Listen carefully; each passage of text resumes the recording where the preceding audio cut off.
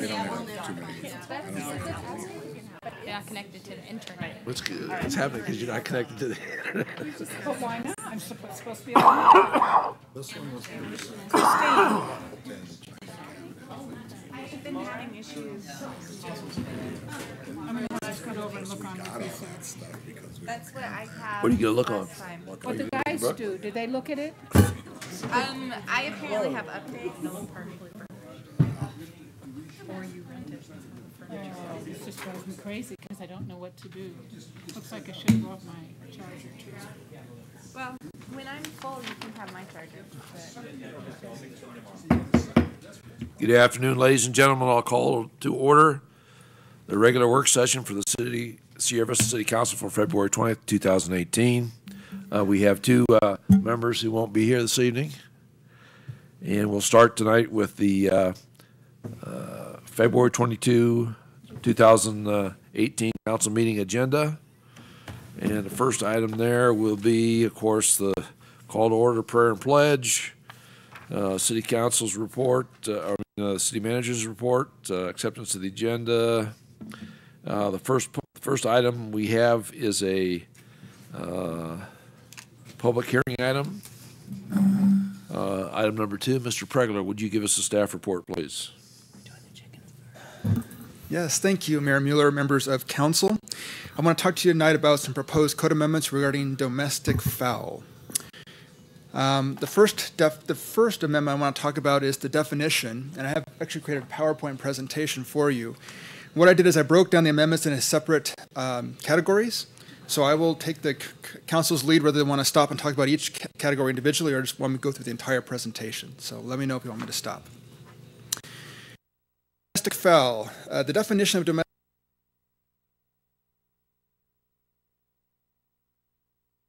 chickens.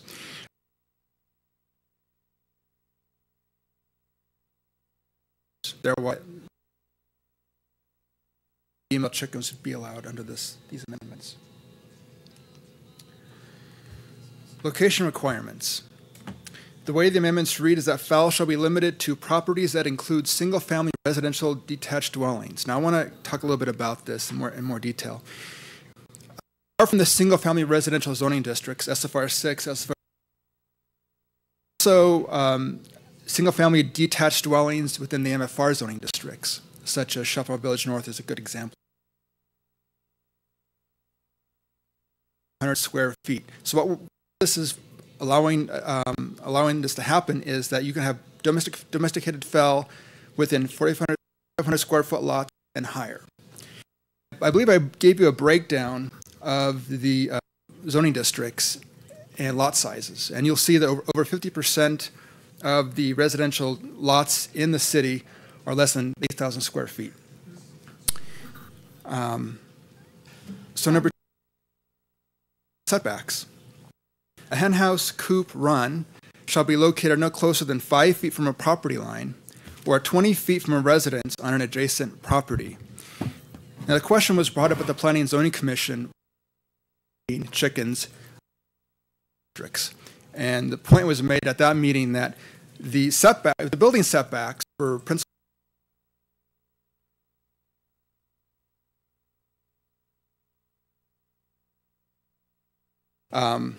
there's a 5 minimum setback in these MFR zoning districts.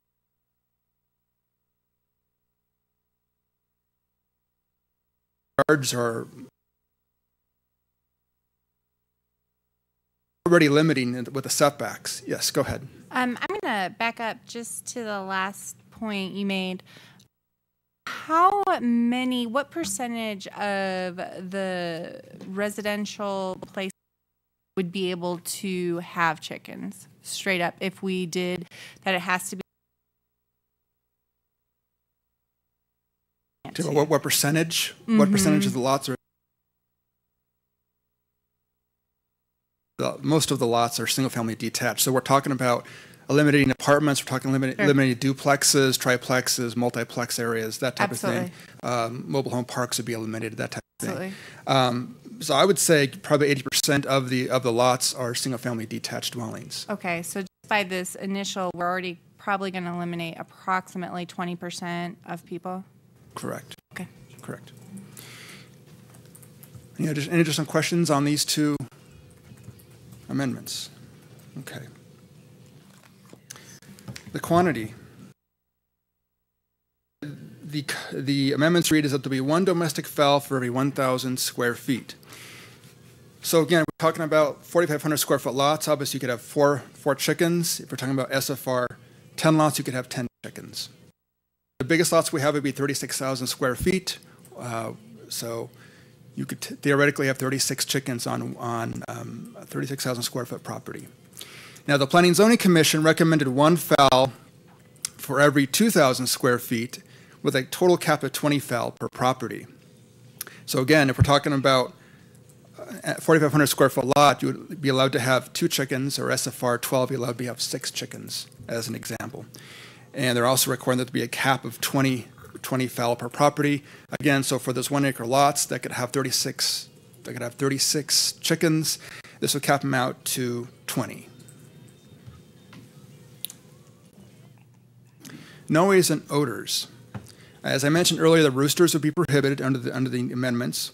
Property has to be maintained so that odors related to the domesticated fowl are not detectable at the property boundaries, and the sale of eggs or other products derived from the fowl is prohibited on the property.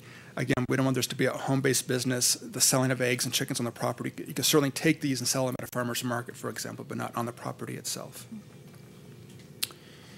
Containment. A fowl shall be kept in a secure henhouse coop run during non-daylight hours and when unsupervised. The yard area must be enclosed with opaque fencing that is adequate to of the hen.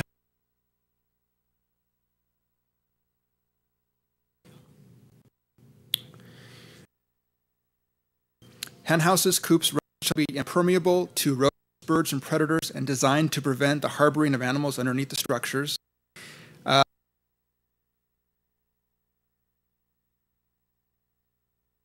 Of waste materials, feed or other items likely to protected containers except a constant water supply. Registration licensing. This is another occurrence that they had. The current language indicates that domestic fowl shall be banded using tags provided by the Service to Animal Control.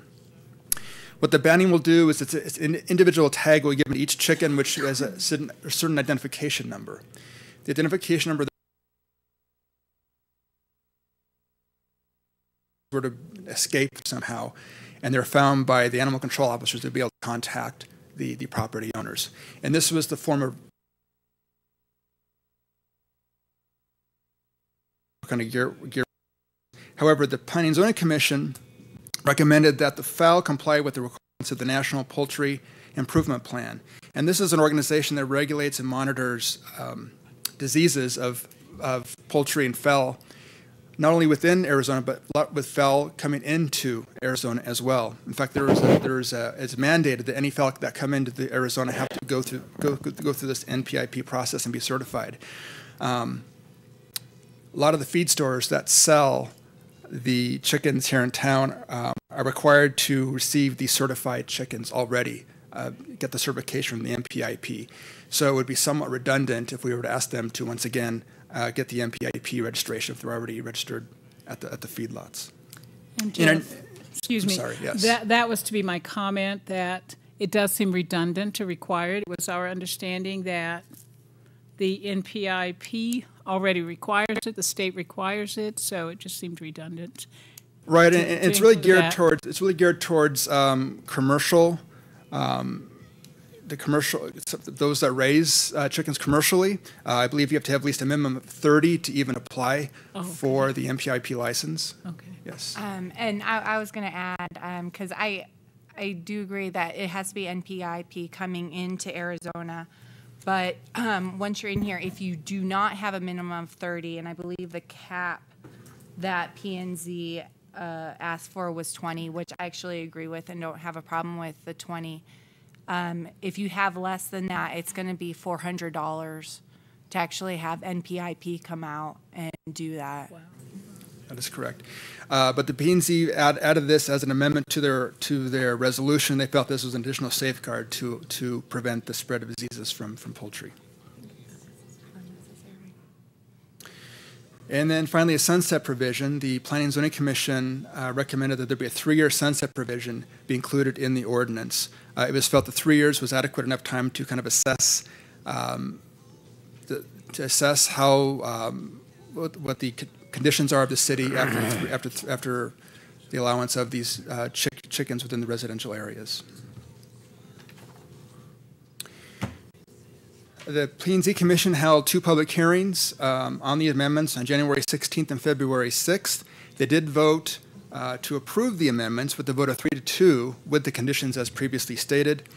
4 citizens spoke in favor of the amendments on January 16th, and 2 citizens spoke in favor on February 6th. Now, the city has received a number of written public comments, both in favor and in opposition. 49 in support with a petition of over 200 signatures, and 35 in opposition. Those in opposition have cited that the allowance of chickens would decrease, or allowance of fowl would decrease property values, would add additional noise and odors, would attract predators and rodents, and there's just a general philosophy that fowl should be in rural agricultural areas and not in urban areas. So that does include staff's report. And this is a public hearing on Thursday where we'll listen to the public once again before we discuss, and then it goes on the public record for 30 days, and it'll come back to us for final determination and a vote after that, right, Jeff? That is correct. Okay. Any questions?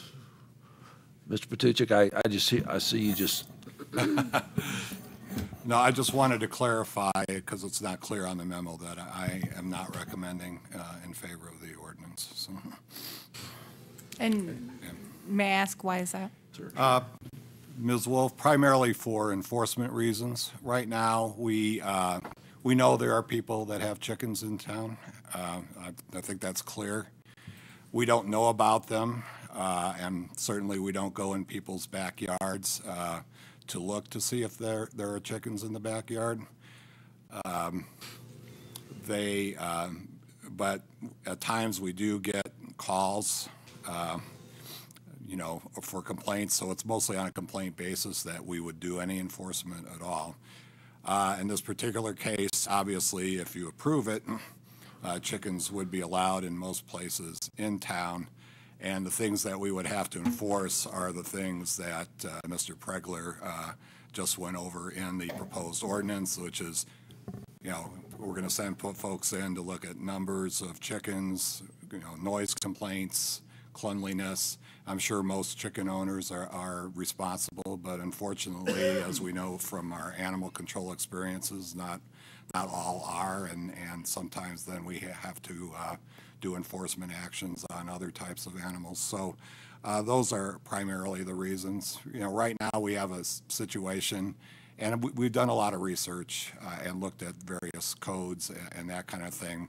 Most of them are simpler. Most cities do allow chickens. That's true, and they have certain codes dealing with footage away from, or setbacks, away from property lines and those kind of things. Phoenix even allows chickens, but they have a very restrictive code that asks for, neighbor consent and those kind of things to go along with it. Along with 80 feet, that's pretty restrictive. Not too many lots can do that. Other ordinances are mostly patterned around a 50-foot type setback, which is a little bit more easier to have the coops and those kind of things. The other thing is we have a lot of folks in town. They move to town, not expecting an agricultural type of setting or something like that. We have a lot of areas where people can live in the area that they can have chickens. And by having this, we'll then be in a situation where folks that already live here will now, if they don't like to be next to chickens, may suddenly be next to chickens and don't have the ease to go someplace else. Mr. Mayor. Yes, ma'am. I would like to comment too, though. First of all, thank you so much, and to Mr. Patuchik too for the thorough research on this topic, and also to those who brought the subject to us. But I like that we have the is it sunset clause in there, and I was reading that Tucson also had a sunset clause, and I think there was only 2 years perhaps. But after that, they found that complaints dropped after a certain amount of time and decided to maintain their law, maintain it, that you could have.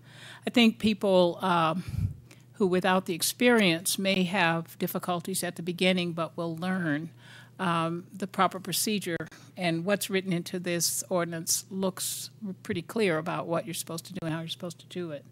So I think it's pretty clear for the people who may decide to have chickens.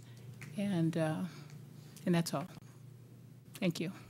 Yes, ma'am. I just have a question, I guess, procedurally.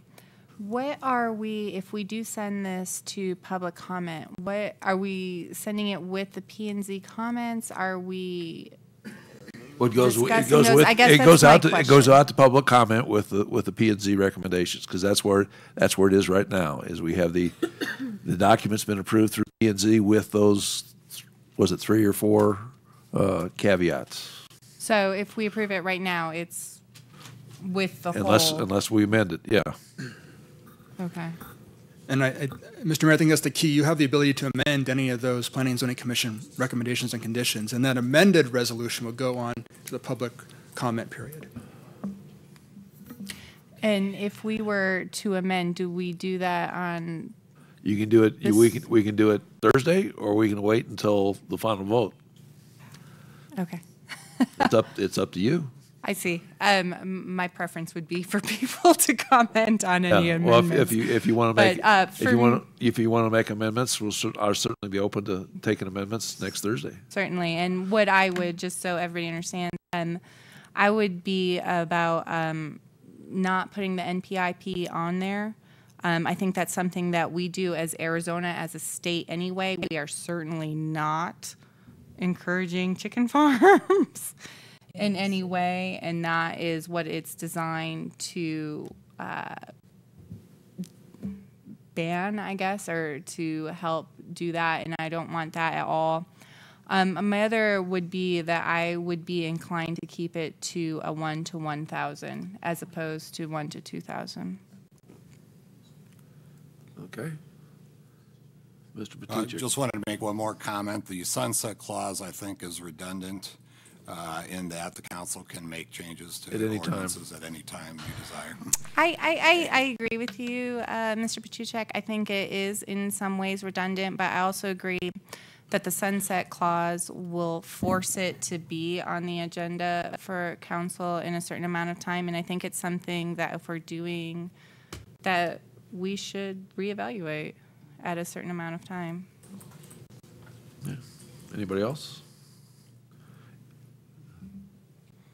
I guess, Mr. Pregler, item number 3 is also yours. And how much more? It's the same. It's the same staff memo. One has to do with the development code change. Again, one has to do with the city code changes, but it's the same memo, so no additional comments. Okay. Any comments about the additional potential enforcement costs? And the way that we're going to, should this be enacted? How much of additional burden, is there any idea how much of additional burden either on the staff or on the fellow citizens to go through the process? We'll defer to Mr. Patuchek's assessment. In terms of, Right now we basically don't enforce what's on the books now, which on a is no complaint chickens. basis, we do. It's on a complaint by complaint basis, and that's how we're gonna do it in the future as well.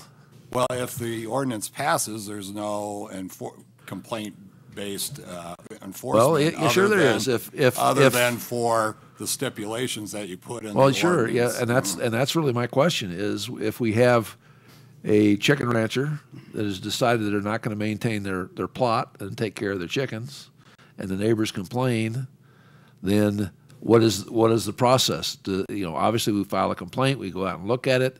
What is the punishment? What is the What is the action the city has to take? Do we revoke their ability to maintain chickens? Do we have a fine? Do we have what is the rest of the enforcement side of it? That's my question, because I don't really see that in these ordinances yet. Well, it would be a violation of the development code, zoning violation, and we'd enforce it like any other zoning violation. More than likely, it would be in response to a complaint. We'd do an investigation. We'd come to a finding of fact, and if it was a nuisance violation, they're cited under city we would nuisance deal with the codes? nuisance aspect. Okay. If it was a quantity violation, we deal with the quantity issue. If it was a placement concern, we'd mandate that they relocate the coop to comply with the setback standards. So it would really depend on the circumstances of the case in terms of what we were seeking compliance. Well, and I would hope that every person with chickens out there would take care of their animals, and I hope that's the case.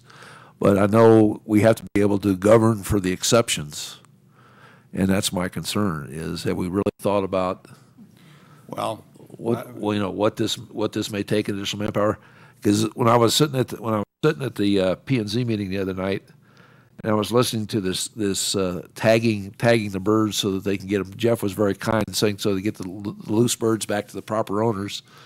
But really, to me, it looked like it was going to be a nightmare for animal control to be able to record the numbers on the little bands and all the other stuff to the right person, and an entire administrative headache that we probably don't need.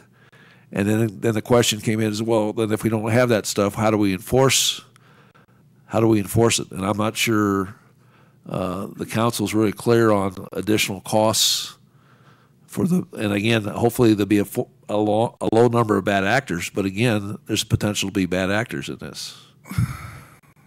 So I think when we allow chickens, we need to take that into consideration as well.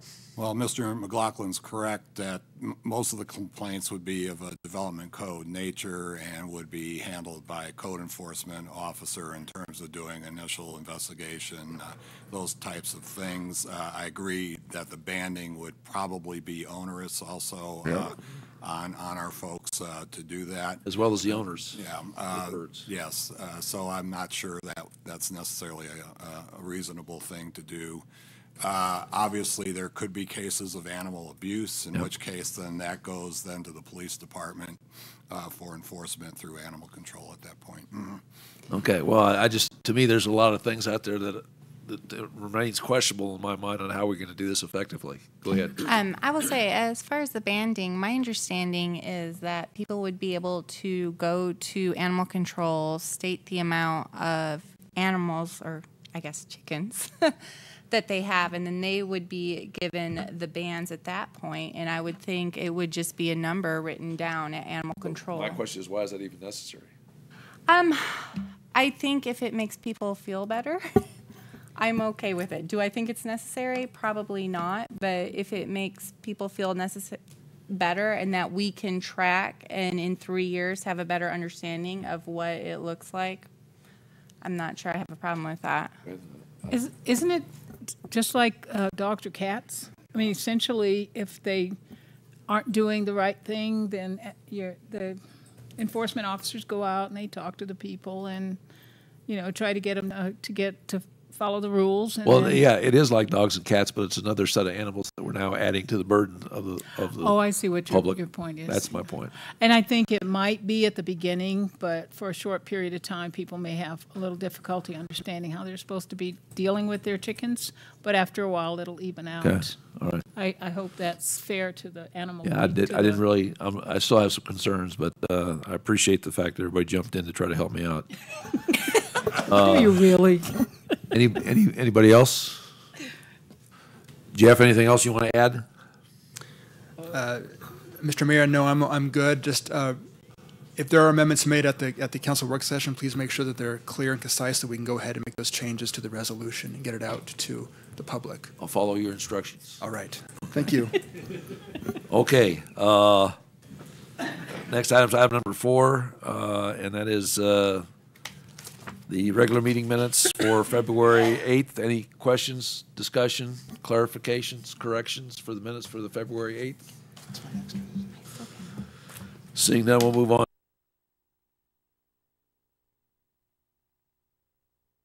Mr. Mayor, members of council, the Cochise College Foundation has expressed an interest in undertaking a much-needed redevelopment project on a parcel of land the city acquired and cleaned up through the Balmer Settlement Agreement.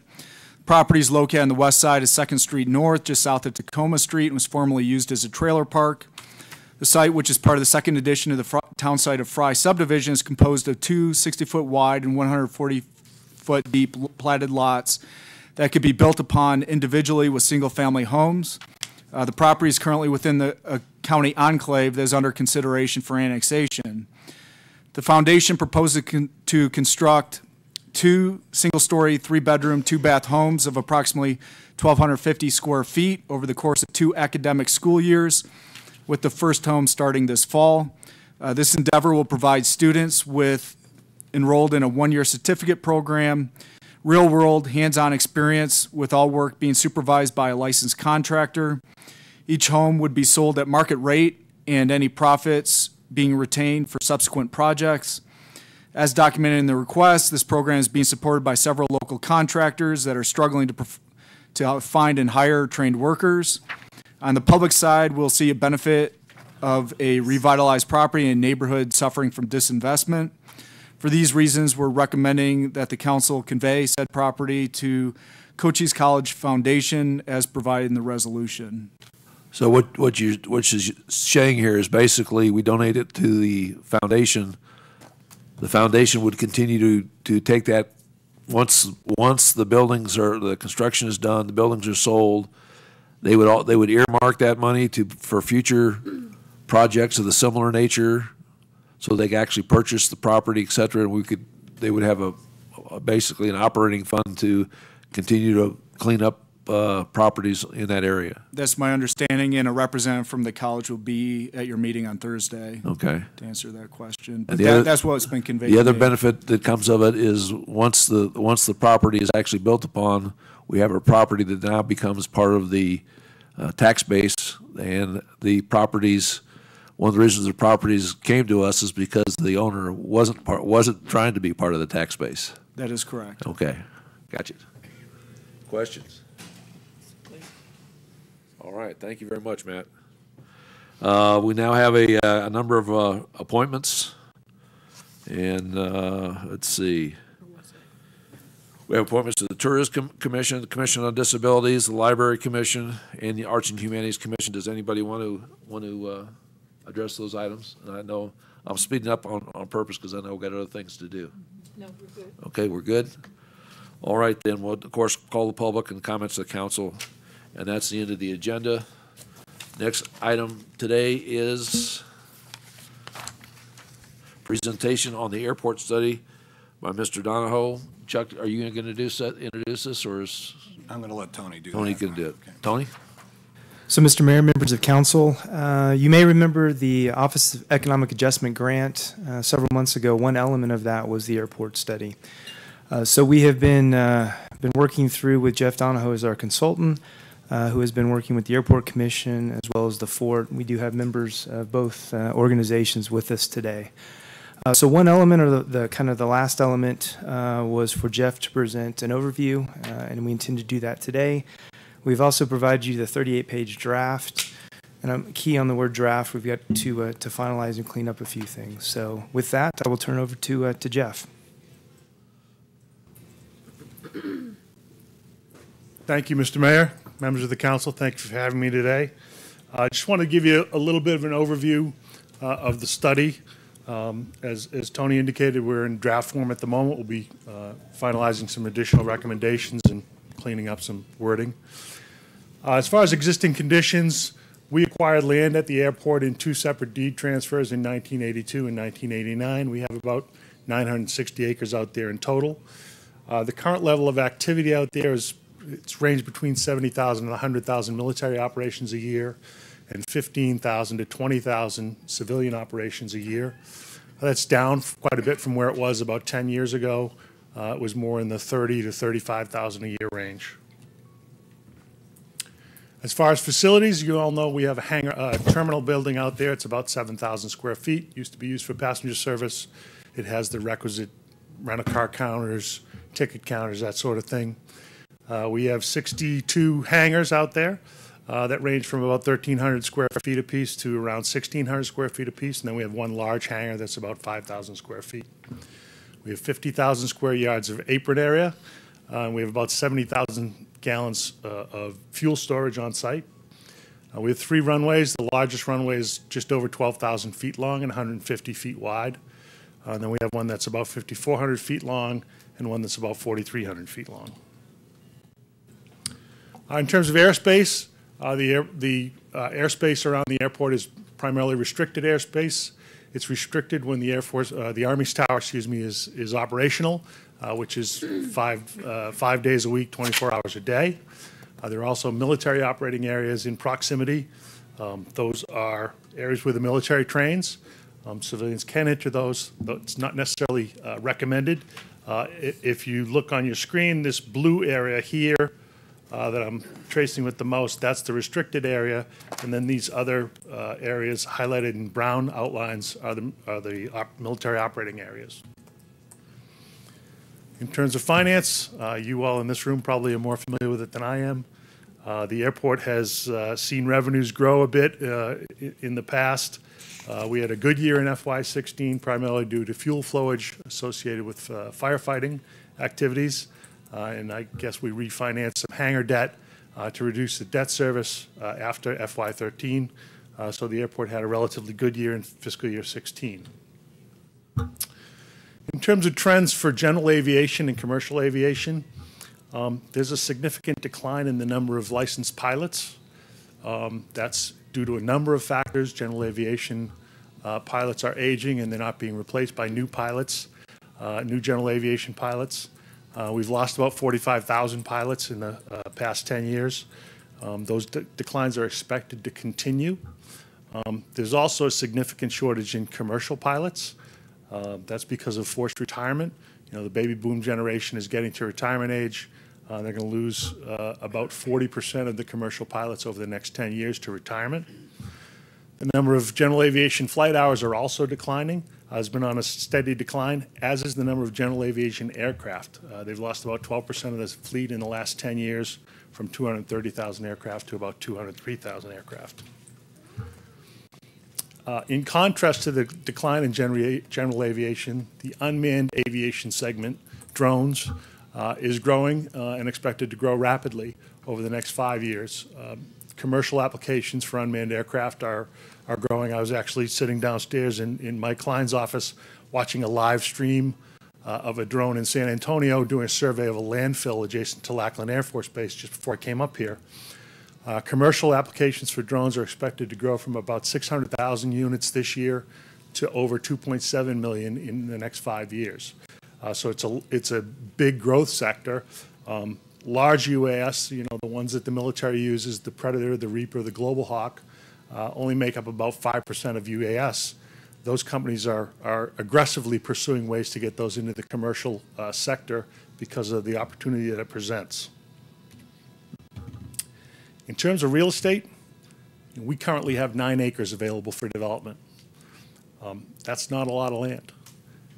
In order to diversify the airport, certainly we'd like to see development on that 9 acres, but we really need to pursue some additional land. The federal government in the National Defense Appropriation Act authorized the Army to transfer 203 acres 15 years ago or so. That transfer hasn't happened, but we think that that's something that needs to be looked at very closely by the city. It's a tremendous opportunity to create some industrial development land, potentially on part of it. There's also the potential to convert the terminal to some other use. We're not using it as a airline terminal. The prospect for bringing back commercial service is very low. The cost would be very high to do that. So it's something to consider. The area here outlined in green is our existing 9 acres. And this is just 2 different development concepts. One is a very large hangar, 100,000 square feet on 9 acres. So it's about 11,000 square feet per acre. That's a 25% coverage ratio if you deal with that at all. The other picture is 5 20,000 square foot hangars. And you'll see here, if I can bring my mouse up, over here there's an additional hangar and an expansion of the terminal building to make up 20,000 total square feet. One of the drivers for that is an opportunity to meet the needs of an existing user. Customs and Border Protection is on the Army side of the airfield. There may be an opportunity to move them. They completed an EIS for a new facility that could be accommodated on this 9-acre site. Again, something to think of. This graphic includes not only our 9 acres, but the 203-acre parcel that was made available by the NDAA several years back. These two versions, if you can see it very clearly, this is a wash that runs through the property to drain off rainwater. And so we didn't want to incur the potential expense of crossing that wash. So this graphic here to the left includes some additional hangars, another 8 20,000 square foot hangars. And then to the right is some large-scale industrial warehouse office development that could be supported on the property. The second graphic sort of land banks that aviation land for future use and has a little bit different configuration, the ability to support a much larger user, almost 350,000 square feet here in the middle of the property. The goal of this is to present a concept.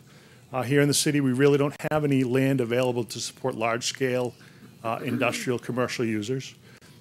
I know Tony's organization has had some inquiries from the state for large users, 50, 75, 100,000 square feet. We really don't have the ability to support those requests. This would offer some of that. It's not without its challenges. We need to resolve water and wastewater issues. We do have the benefit of an existing roadway for access purposes, so we wouldn't incur that potential expense. The industrial concepts also alleviate some potential air traffic concerns on the Army's part and the ability to put additional aircraft in the pattern there. In terms of concerns for the airfield, our number one concern is that we don't want to negatively affect what happens out there now. The Army is the significant economic engine in this community, in this county, and everything they do should be protected. I've been working in the base realignment and closure community for 30 years, so I understand the potential impact of that kind of an action. We don't want to create that kind of a problem. If we want to bring additional aircraft into the airfield to expand activity, we need to work with the Army on scheduling. The airfield is very busy from early in the morning till late in the afternoon. And so when the F-16s, the A-10s are doing pattern work in there, it's difficult to move other aircraft into that airspace. Military has priority. That's the way it should be. The Army runs the airfield. They have existing users from Tucson, from Missouri, training a lot of Air Force and Army aviators. We need to be able to make sure nothing affects that. In terms of frequency availability, radio frequencies for unmanned aircraft are a significant issue. Commercial would be different than military aircraft. Still something to consider. The frequencies are very busy out there. And then there's a no drone, the restricted airspace is a no drone zone per the FAA. We from the ground level up to 400 feet. I don't think it's insurmountable, but it's certainly a consideration that we need to consider. In terms of recommendations, it's absolutely critical that we coordinate anything we do with the Army. We don't want to affect their existing operations. We don't want to create issues on the airfield, whether that's in terms of incompatible air or whether it's in terms of access and the ability of the military to carry out their missions. We've talked about the land issues. We have a very limited amount of land. I think we need to work aggressively with the Army to try to resolve this 203 acres. It'll give us the ability to support development on about 150 of that for industrial and warehousing and that sort of thing. That reduces potential conflicts with the Army's airfield operations, which again is something that's important. And frankly, the 203 acres is in the NDAA from years ago. If we could get 400 or 500 acres from the Army, I think that would be a good thing for the community. There's another wash just to the north of the one that was shown on the map. There may be some additional land there. that would be a point of negotiation with the Army. The ability to acquire the land, we could acquire control through a land swap potentially. We could acquire control through something called an enhanced use lease, which is a lease of the Army's property for 50 or 55 years. Land determined to be not excess but surplus. Not needed immediately, but could be needed in the future. It's a concept that the Army has done successfully at Fort Sam Houston down in San Antonio. They've built, I think it's around 1 million square feet of office space. At Fort Sam, the redevelopment of the former Brooke Army Medical Center has been one of their most successful projects to provide significant revenue to the Army in terms of an ongoing annual lease payment. And that's all I have for the moment. I'm happy to answer questions. Thank you, Mr. Donahoe. Questions for Mr. Donahoe? Yes, ma'am. Thank you, Mr. Mayor. I think I have a couple of questions. One, that those 203 acres that exist now that we've been playing around with for all these years, were you suggesting that might be an EUL type of swap or use? I think you could potentially acquire control through an EUL, which is a lease for 50 or 55 years, or you could do a land swap, or you could purchase it outright. And, you used the term general aviation. Could you explain, does that include drones, or is that just airplanes, or? Typical general aviation is the small single engine and two engine aircraft that you see out at the airfield today. You occasionally get a jet, but for the most part, it's small privately owned planes. There is some activity out there for parcel service that comes in regularly to load up parcels. Mm-hmm. But it's generally privately owned aircraft owned by individuals. And do I also understand that the suggestion for the industrial park, which that's a nice idea, does that exclude continuing to use the airfield for the small planes and other things? No, it does not. They're not mutually exclusive. The point is that of this 203 acres, roughly 50 acres is to the west of that wash. Mm-hmm. So this is roughly 50 acres over here. This is about 150 acres here. So we would have the ability to do some non-aviation development. I see. But we would want to reserve this yellow area for potential future aviation uses. Thank you. Sure.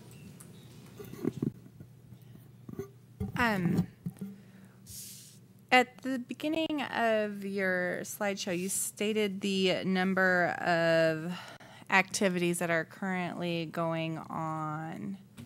I think, yes. How many can we actually accommodate? So this is how many that are going on right now. How many more, if we were to increase, could we accommodate? So that's closely related to the time of day that those activities would occur. Okay, the Army and the Air Force are active on the airfield virtually every day, virtually from 7 a.m. to 3 or 4 p.m. And so if you had a lot of people who wanted to fly from 5 to 8 every night, we could accommodate another 10 or 15,000 general aviation operations. If we had a lot of people who wanted to fly on the weekend when the military is not flying, again, we could accommodate substantially more air traffic than we do today. Now, the tower's not open, so that's a little bit of a limiting factor, but not a huge limiting factor for general aviation. But you could double the air traffic within specific blocks of time. My other question was, you stated that it was a no drone zone. Is there any way that we can overcome that or do something to make us happy? I'm not an FAA lawyer, and I don't play one on TV. It's a national security issue for the Army, if I'm not speaking out of turn.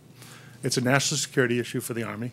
And candidly, they don't want my kid's quadcopter going over the fence and being in the way. Okay? So they have the ability under this no drone zone to say, you can't do it. Now, that's a little different than if we wanted to do Predator and Reaper training here. Still have to deal with the FAA, still need concurrence with the Army.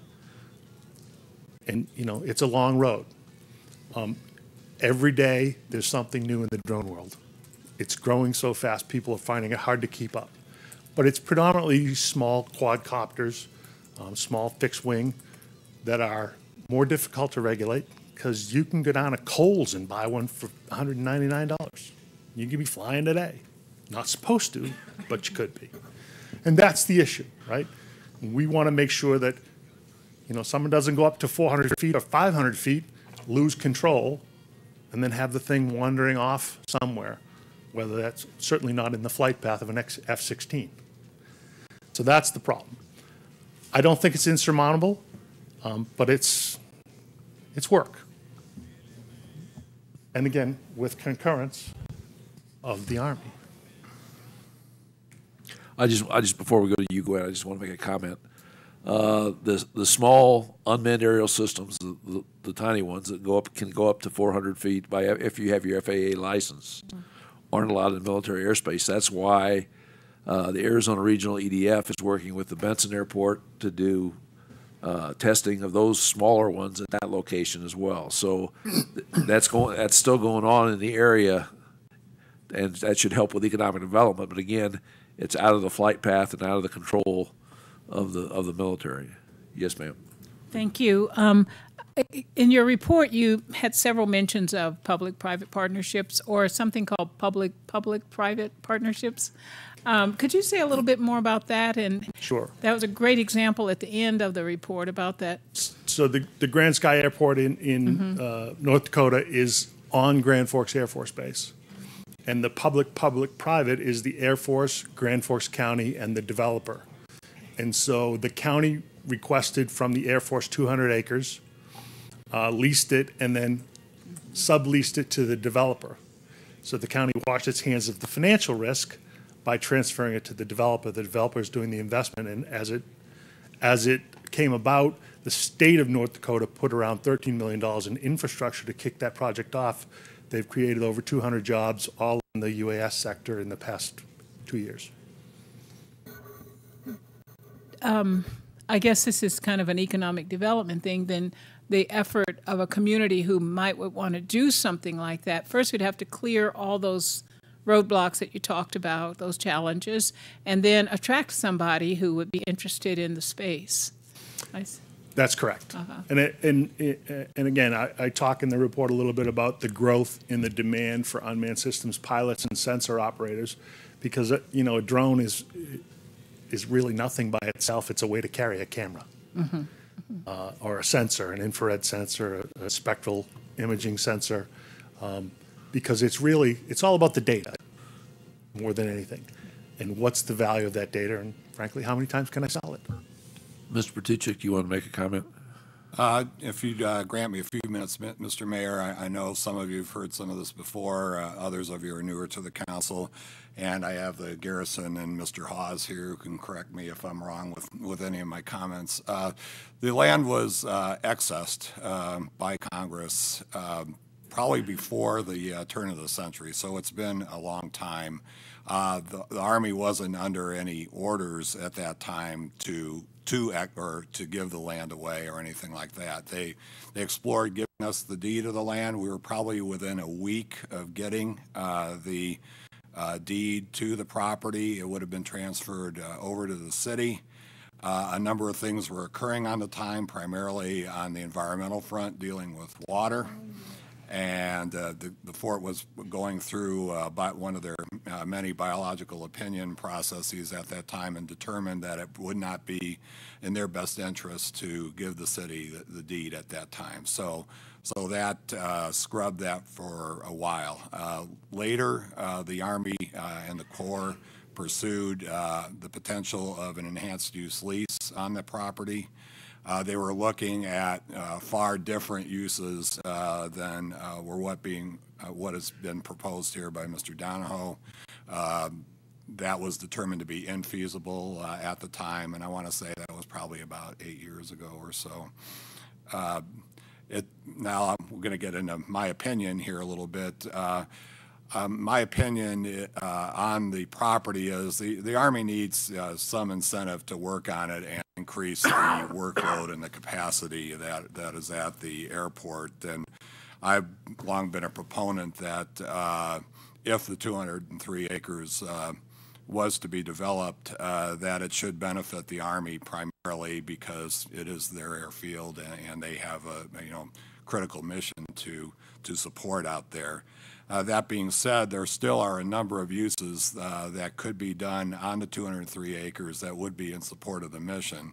One could include moving other federal agencies such as Border Patrol, FAA, to the city side of the airfield, clearing up space on the Army side of the airfield, and could be a benefit there. Another way would be potentially to look at contractors that are in support of the fort's mission, particularly with UASs and other uses, that might be able to take advantage of the land and have space available for them. And if contracts change, those leases could be changed over maybe to other users. So there are certainly ways, and the Army themselves could probably use the land at some point if indeed they had missions to support that needed more space. So I think there's a number of ways to help the Army in their mission and also achieve potential economic development for the community at the same time with those uses. I think the city can bring a lot to the table with that in terms of our ability to get grants through FAA and ADOT to help support infrastructure costs and those kind of things that maybe the Army would not be able to get through their normal processes or at least for a very long time. So I think there's ways to work with the Army to benefit the Army and also benefit the community at the same time, and give them the incentive to take a look at other uses for the 203 acres in the future. Anybody else? I want to again, Chuck. I know you just gave us your thoughts here, but the question is, we now have a draft plan. So the question next becomes, what are the next steps? Obviously, we've talked about the people in Grand Forks. They got money from the state. They identified a partner, so a commercial partner to do things in their instance and to develop their side. So once we have the draft report completed, what are the next steps? Do we go courting the governor? Do we start courting? I'll just say large unmanned aerial systems, just to pick an industry. What are the next steps? Go ahead. I'll weigh in. With all due respect, the first step is to coordinate more closely with the Army so that we understand what's viable and what's not. Got it. I was hired back in June, I believe, and Mike Klein immediately wanted to get out and market because that's kind of his job. Yep, got it. And I told Mike, the concern is we don't want to go out and market to someone and have them say yes and then say, oh, we can't deliver. Got it. I'm so sorry. I didn't understand.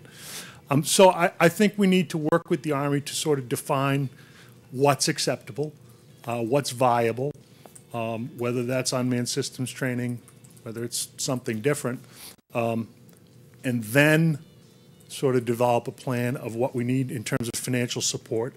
And if that's the governor, that's the governor. It may be the federal government. Maybe federals. It may be your congressman.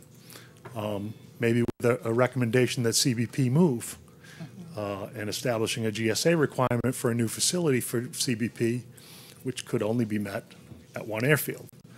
And so from that perspective, that might be the best or an approach. Certainly, I think coordinating with the Army on the 203 acres is critical.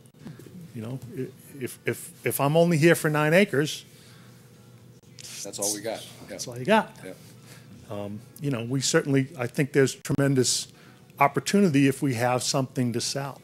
But we have to figure out what that's going to be. And I know there's still some ongoing legal action on those properties, but that's supposed to be resolved here sometime in the next year or so. Correct? And, that if we could, come to some sort of agreement with the Army pending the resolution of those, I think that will affect the ability to use the property, whether it's an enhanced use lease, whether it's a land swap, whether it's a deed, a purchase, anything. that really needs to be resolved before someone can step forward and say, I'm willing to invest my money there. Mr. Mayor, members of the council, I agree with that. I also think anything that would potentially occur on the 203 acres, obviously we need to work with the Army, but it's going to take a while. It's not something that could happen overnight. There are still some options to look at in terms of either conveyance of the property or whether an enhanced use lease is the best option. The first thing that I've asked Tony to do is to work with the staff on Fort Huachuca and just look at what it would be like to plan for the eventuality, what might be beneficial to the fort, on the acreage, and then going down the airfield, adding another taxiway and those kind of things, so that the Army can at least put it on the radar. We can work with them to see what needs to be done at the airfield to expand their capabilities in the future. And then, once it's on the plan, then we can start looking at infrastructure improvements and those kind of things that need to be made. In the meantime, the Army can assess whether or not they want to convey the property or try to do an enhanced use lease, or they can decide to do nothing like has been done in the past. So, but if we don't have it on their plans, then there's really nothing to work towards, and I think that's the first step. Mm-hmm. Okay. Anybody else? Any further questions? Any final comments, Mr. Donahoe? I would just say to echo the manager's comment, the UL certainly is not a quick process. We were pretty much 3 years from the start to the signing to get control of the land. It may be a little faster here because it's done in terms of an EIS. You might be able to get by without doing a new EIS, which is always preferable. What is that? An EIS? Oh, I'm sorry, an environmental impact statement. Oh, all right. Thank you. And there was one done. That's a 18 months to 2-year process. Yeah, at least. There was one done in the past. I'm sure it was too long Probably, ago to be. It's expired, I'm sure, by now. Yeah, and then, of course, finding funding for an EIS is also An issue. Yeah. Okay, well, thank you very much, Mr. Thank Donohue. you very much. Appreciate your work. Appreciate it. All right, then we'll go on to the next item. Is item C is going to be introduced by Ms. Calhoun. Why, thank you. We have a gentleman from I always get the name wrong. I still call it the Cochise County Health Department, Health and Human Services. Is that correct? Health and Social Services. Health and Social Services Department, who's going to give us an overview. This is a result of our request to have presentations, maybe monthly, that give us information on what's happening in our community with our citizens. So this is Mr. Jacob Martinez. There's one more name, Jones. And Mr. Martinez Jones is going to talk about a project that was done by the Health and Human Services Department. It's fine. Okay, thank you, Jake, for being here. Thank you, Mayor, members of council. My name, again, Jacob Jones Martinez. I'm the Health and Communities Coordinator for the Cochise County Health Department. And we, over the past year or so, have been conducting what we are required to do as part of our accreditation process. Every 5 years, we have to complete a community health assessment and a community health improvement plan. We affectionately refer to them as the CHA and the CHIP, and these are essentially designed to give us a snapshot of the health of the community, where it stands, and then give us a 5-year strategic plan to take that into the next 5 years until we can do the next assessment and plan. So if you hear me say CHA and CHIP, these are what we are talking about. In doing the Community Health Improvement Plan, both the health assessment, the CHA, and the improvement plan require community engagement, whether that's through city participation or just connecting with citizens, individuals who are just engaged in the community. In 2016, a group of our partners, as you can see here, it's Legacy Foundation, many of the community hospitals, again, Cochise County, First Things First, and Pataco Chiricahua, came together and decided to work together on this, what we call Healthy Cochise, and that is the Healthy Communities Initiative. We decided to engage a consultant who would help us do this community health assessment and, again, look at where the health of the community is as it stands now, which would have been in 2016.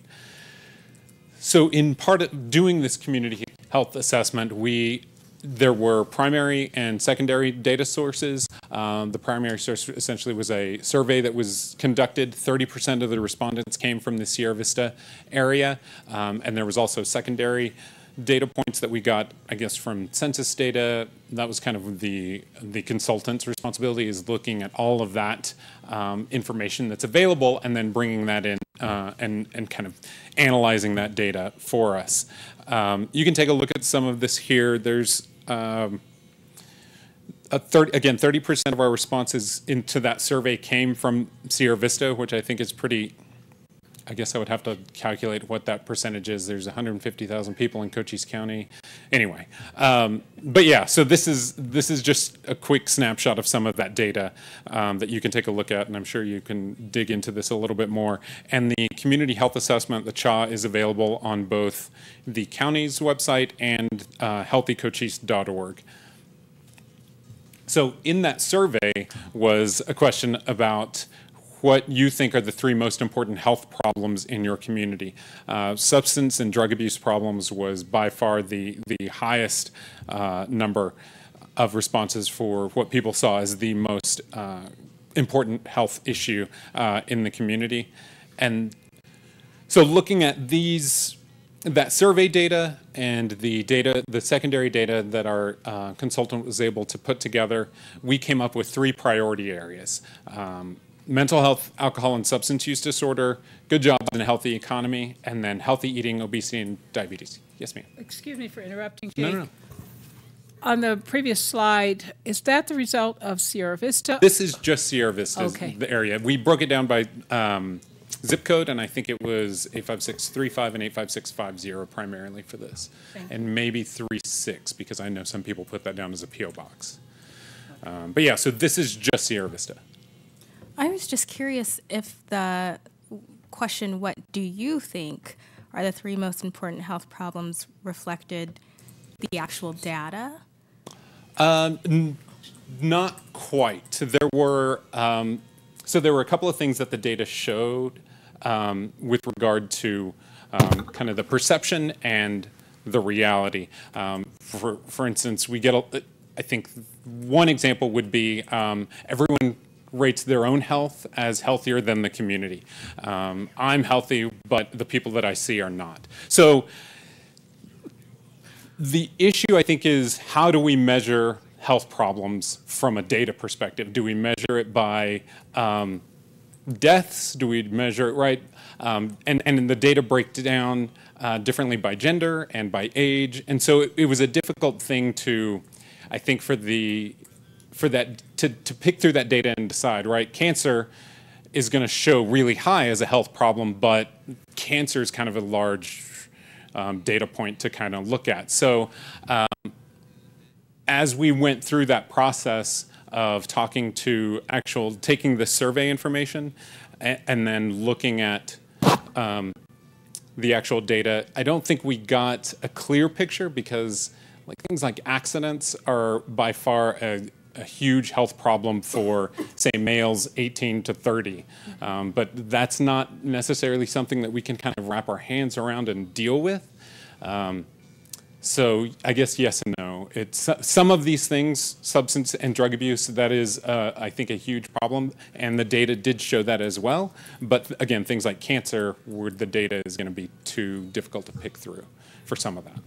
Plus, our population skews older for Cochise County in general, and then certain pockets are also going to show that as well. So the health issues that maybe we have are different than maybe, say, Phoenix or Tucson, where maybe those populations skew younger. Does that answer that question? Yeah, thank you. Yeah, Thanks. sure. So again, the three priorities: mental health, alcohol and substance use disorder, good jobs and a healthy economy, and then healthy eating, obesity, and diabetes. And so each one of these priority areas comes with goals that we wanted to address. And these were worked out over a year-long process of working with stakeholders, community members, and just kind of anybody who had an interest in these particular areas. Mental health, alcohol, and substance abuse, we brought in people working in that area, but also people who were just concerned about this, concerned citizens who self-selected. They wanted to work on these issues, to create diversion from jail for those with mental illness and or substance use disorder, and then expand resources for all of Cochise County residents. Good jobs and a healthy economy, the goals are to promote business growth and job opportunities, and then to promote tourism and cross-border business activities for the county. And I think that tourism, in some of the drafts, you'll see that kind of there are lots of, it got more specific. So there was a group that wanted to address agritourism, bringing attention to the Wilcox wine industry, historical tourism, and then ecotourism, things like that, outdoor activities. And then healthy eating, obesity, and diabetes. Build and strengthen options for healthy eating and active living, and then change cultural expectations about the definition of a good and healthy life. And so what we are asking the community at large to do, whether it's cities or, again, citizen action groups or nonprofits in the area or direct service organizations, is to align with the CHIP. First, just be aware that the CHIP is out there, and then recognize that something that you are probably already doing supports or is supported by the Community Health Improvement Plan. Because these priority areas and the goals are fairly broad and open-ended, a lot of the work that is being done is already part of this CHIP. And so we are hoping that groups who are doing this work will bring in the CHIP as part of their mission, as well as support the work that the CHIP and the groups working on the CHIP are doing. And then select something from these CHIP goals and include those in your organization's strategic plan. Again, whether it's a nonprofit or an organization or just a citizen action group, including the CHIP's goals and strategies in the plan, in your own strategic plan. And then make the board of directors aware of the CHIP, sharing the actual assessment and the plan, whether it's on your website or just sharing actual copies. And then join community action groups if you're not already part of one. When we talk about these community action groups, there are groups already doing this work. For instance, there's Impact Sierra Vista, which is doing work to fight substance use and tobacco in schools and things like that. But then there's also Be Healthy Sierra Vista, which is just a citizen-led committee that I think it used to be part of the city and is now kind of on its own, doing its own work. But so each of these priority areas has a work group, a task force essentially of stakeholders and experts in the area who are working to address these issues. The mental health, alcohol, and substance abuse actually has two, and they are both led by Carrie Langley, the health director. Good Jobs and Healthy Economy is chaired by my supervisor, Judy Gilligan, and that has everyone from kind of people who are involved with the Chambers of Commerce and economic development and things like that, and they're working to address those issues. Arizona at Work also is a part of that. And then Healthy Eating, Obesity, and Diabetes is chaired by Evelyn Whitmer from U of A, and there are just a lot of people engaged in that. So like I said, these three groups that are working regionally, countywide on these issues, but then there are also smaller groups who are designed to address the needs in their communities. Because our communities are so different, populations, needs, resources are so different for Benson, Wilcox, Tombstone, Bisbee, Douglas, and Sierra Vista. Because our communities are so different, each one has that is meeting and is working to address needs for those specific communities. Douglas, we are developing the Douglas Turning Point is actually more of a kind of a networking meeting, but we are working on developing a committee for Douglas to address those needs. Again, Be Healthy Sierra Vista is active and working on lots of things in Sierra Vista. And then Yeah, so again, you can, the actual documents, the CHA and the CHIP, and all of the data that we collected is available on the county's website. You can download it, print it out, take a look at it, share it, and then you can also visit healthycochise.org. You can contact us at that email address, or you can just give me a call. I'm kind of the Healthy Cochise person for the county, and I'm happy to answer any questions or... Any questions or discussion? Just a comment? Yes, ma'am. Again, we'd like to thank you for coming to bring us this information. And I want to thank the council for agreeing that this would be, at least for a period of time as we try this out, a good idea for us to get some understanding of what's going on with our citizens in addition to what's going on with the rest of the community, streets and buildings and so on and so forth. But this is intended to bring us information about what's happening to the people in our community. I also want to comment that Sierra Vista, the city of Sierra Vista, was very helpful as we started the Be Healthy Sierra Vista piece of this, and that group of people who've come together that represent a huge number of organizations, including Fort Huachuca, it has come together to see what are we already doing in the community. And Victoria, add to this if there's anything I'm missing here. But the Bike to School was one of the efforts that came out of working with the Be Healthy Sierra Vista project. So I think the information you gave us was very helpful. I also want to comment about the economic piece. I was as surprised as maybe some other people who, well, I was surprised that the economic development piece was considered a part of a healthy community. And I certainly understood why once we started the conversations about jobs and people's well-being and the way they felt about their communities. And our intent in that particular piece is to use the information that's already out there from other economic development folks rather than try to recreate what's being done. So, and you brought that into your conversation. So thank you so much, and I appreciate that you were here. Thank you. Thank you, Gwen. Thank you, Mr. Martinez. We appreciate your time today. We'll next move on to item D, which is discussion of the Executive Council report, and that's Mr. Matuchik. Thank you, Mayor Mueller, members of the council. On the first part, you see some of the items we're working on. Right now, of course, water is always an issue. We've been working with the CCRN. There's some issues and opportunities, one related to Bisbee Effluent and another related to the Bella Vista Wash, and those are two projects that we're working on right now.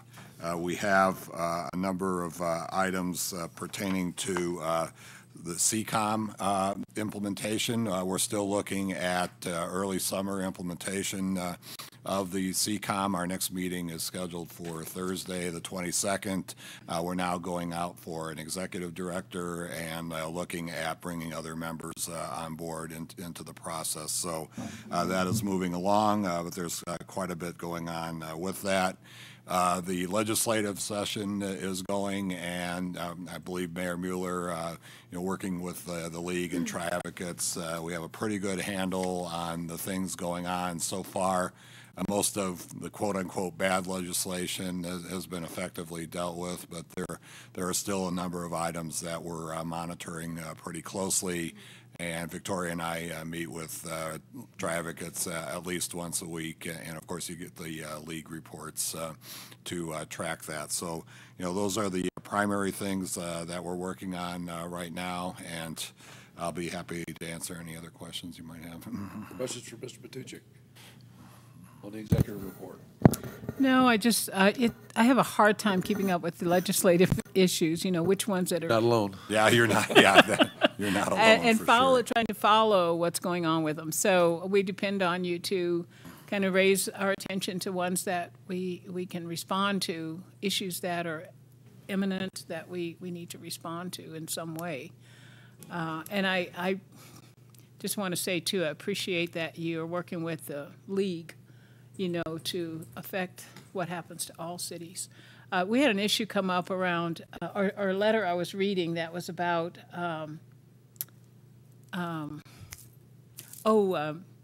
cell phones. You know what I'm talking about, Victoria? Talking cell phone, texting while driving. That's what it was. I knew it had something to do with some newfangled piece of equipment. But and that your response was that it's a thing that needs to be done by many cities together. And I thought that was a good response, but my only question was, what if the legislature doesn't do anything about it? Then what do we do as a city to? Well, there's a couple issues with that, Gwen. Yeah. First issue is, what if the legislature does do something about it? Is it the right thing? Yeah. And what if the legislature doesn't do anything about it? And both those are issues we have to deal with. I know this may not be yeah, the time to go through it, but I just there's constantly something that is going on that is hard to figure out which is the right way to approach it. Yeah, one of the things the legislature is working on right now is classification of home-based businesses, which we basically worked through 2 years ago and have something that's workable. It may not be perfect for us, but they're trying to make a standard that'll fit the entire state. And with the various communities, various populations, various nature of businesses and communities, that may not be workable. So they're trying to work through that right now. And their rule would supersede ours. Yeah, if in fact it gets through the system. So that's an interesting one to watch. So thank you. Keep us posted. Anything else, Mr. Patuchik? Any other further questions for Mr. Patuchik on his report? You can let him off easy today. I know if you got questions, you can grab him in the office too. Okay, we'll move on to reports of recent trips, meetings, and future meetings. Oh, there was more to the. Oh, did you have more? No, I mean to the whole report. Oh, you were talking about the whole report? Yeah. Oh, I thought you were just talking about the beginning. No. You're welcome to ask questions. He's here to ask questions. Oh, okay. You gonna put the chief on the spot for something? I was thinking. I'll throw him up there. I just wanted to commiserate about officers assaulted, and maybe I'll drop by your office there to find out how specific you can get about those. But those numbers are pretty bothersome, as well as the domestic violence and rape. Those numbers are horrible. The officers assaulted this year was particularly bad. We had a couple incidents where multiple officers were shot at multiple times by barricaded subjects, which are classified as aggravated assaults. The vast majority of these are individuals that are resisting arrest, decide to fight the officer in that particular spot. So we've had some injuries to come out of this. We've been very lucky with the shootings where the officers were missed, became very close calls, but it is pretty concerning. We had two very specific instances this year of that. The forcible rape fluctuates up and down each year based on reporting. So, depending on the year, whether or not people are reporting it more or not, is the issue usually in these cases. Although it is the jump that we had is pretty concerning. The biggest concern, obviously, for us right now as we look here is the aggravated assault, the overall aggravated assaults. Now, aggravated assaults under the UCR are classified based on whether a weapon was used or whether a serious physical injury occurred. We went through and audited these. Arizona law went through a change here recently where they designated any strangulation is a aggravated assault, but that doesn't necessarily fit the federal definition. There has to be a serious physical injury as a result of it. Right, choking somebody. So we did end up, those were misclassified. We did pull some of those out, but on our audit, we still had a huge increase regarding that. Not every assault on an officer is considered an aggravated assault by UCR under the federal guidelines. Again, weapon used or serious physical injury is the designation. So it is pretty concerning to see the increase in the violence that we're seeing out on the street. But it is, talking to other chiefs, both nationwide and here, it is something that's occurring nationwide. It isn't just in Sierra Vista. That was going to be my next question. Also, is it appropriate or possible to report on, of all those different kinds of cases, are you able to get the bad guys, and then what happens next? Our clearance rate for the Part 1 cases, the UCR Part 1 cases, this year it runs around 37-38% of the cases we solve. That's actually relatively high for a nationwide statistic. Our goal for Part 1s is 30%. So you can see, and most of those that are not solved are property crimes. The vast majority of the violent crimes and those kind of things are solved. It's the property crimes that become the most difficult to solve, particularly like vehicle burglaries, that kind of stuff. So we have a pretty high clearance rate for any of the violent crimes, particularly armed robbery. Pretty much any of the robberies pretty much are solved right off the bat. Sexual assaults become a little bit more difficult. And what we mean by clearance is an arrest is made. Obviously, those can be very complicated cases. So, but the vast majority of the clearances in the violent crimes are that we have those clearances. It's the property crimes that usually brings the number lower. Thank you so much. Appreciate that. I think that's. The whole report. Oh, wait a minute. On. You know what? I think the other comments I had probably, I'll just stop by and ask you, but I did want to comment about the John Healy and Larry Ford show. I really appreciate the work that's being done on the fields and to bring in more tournaments and that sort of thing. We're really looking forward to that. And if folks out there haven't seen this, it's on the city website. It just talks about some of the work that's happening in leisure and library services. And I was talking with Victoria this morning about the total monthly revenue. I feel so silly after that one, but I thought it was the library, and I was thinking, wow, they're getting $71,000 in book fines. And I thought, gee, people aren't returning books. But it wasn't that. I know. Stop shaking your head. I know. That was just, to me, that was kind of funny. But Victoria, thank you for clarifying that for me. And stop. So anyway, I appreciate the stuff that everybody's doing in this community. It's really, reading this report helps to just really get down to the nitty-gritty of what's going on in the community that we can't possibly know on a daily basis. So thank you for getting that in. And any other questions, I'll just ask in private.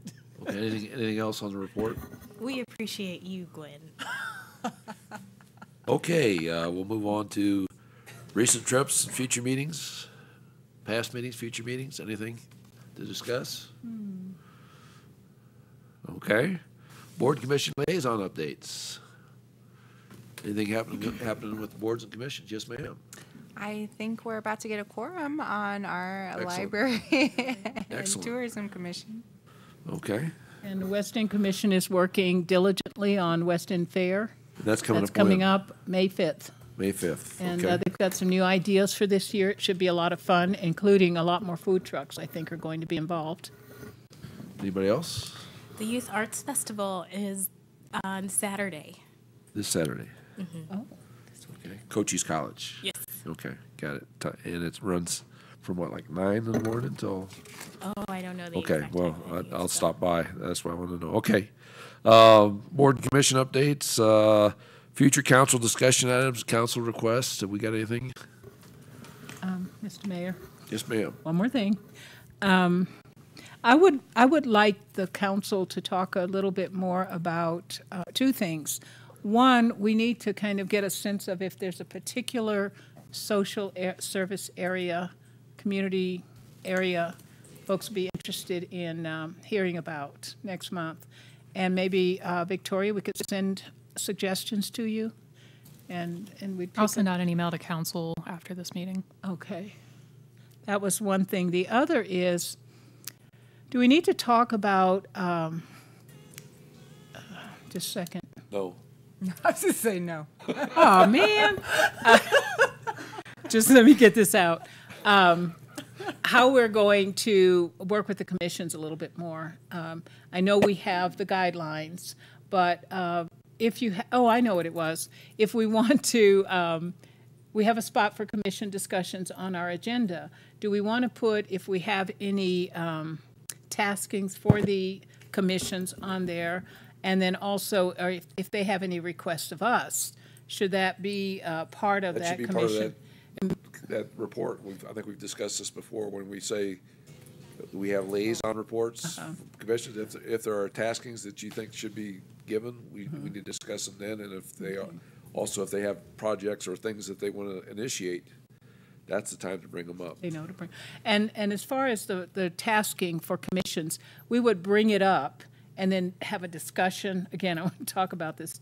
Have a discussion as whether the whole council agrees that that's a good idea. Okay. Exactly, correct. Okay, I think that covers it then. Okay.